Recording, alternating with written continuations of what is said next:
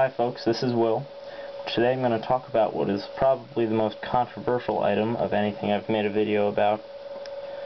It is a 1835 Charleston slave tag, a servant's tag, as you can see right across there. This is an original. A lot of counterfeits do exist.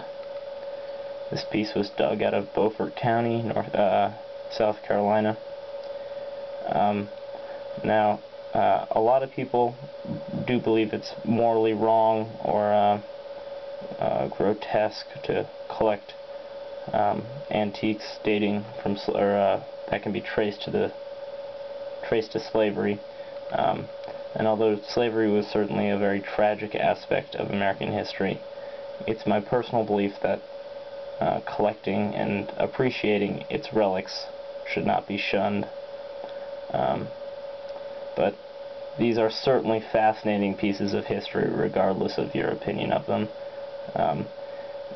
These were used, these types of tags were made just for the slaves that were hired out in the Charleston region.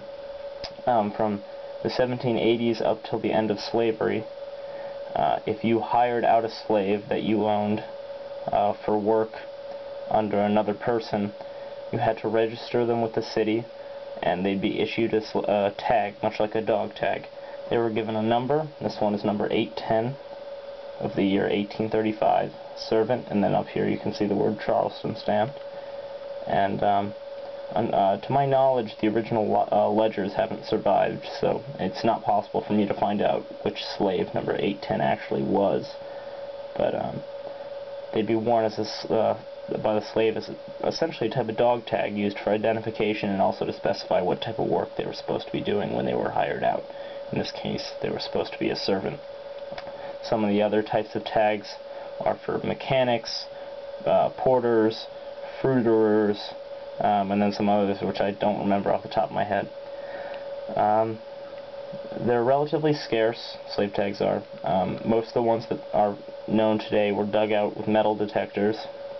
Either the slave either died or ran away, or and tore his tag off, or at some point the tag was discarded, and then 100 or 130 years or 150 years later, somebody came along with a metal detector and found it.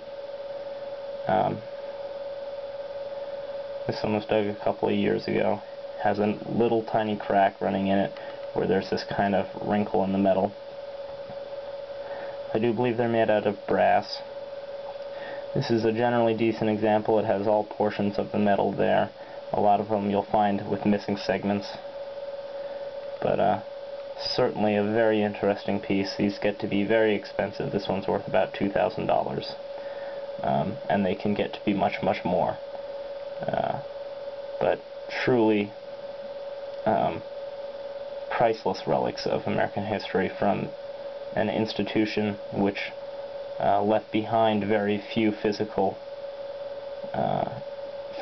relics. Slaves didn't have many things which would stand the test of time. They didn't have many things that were metal.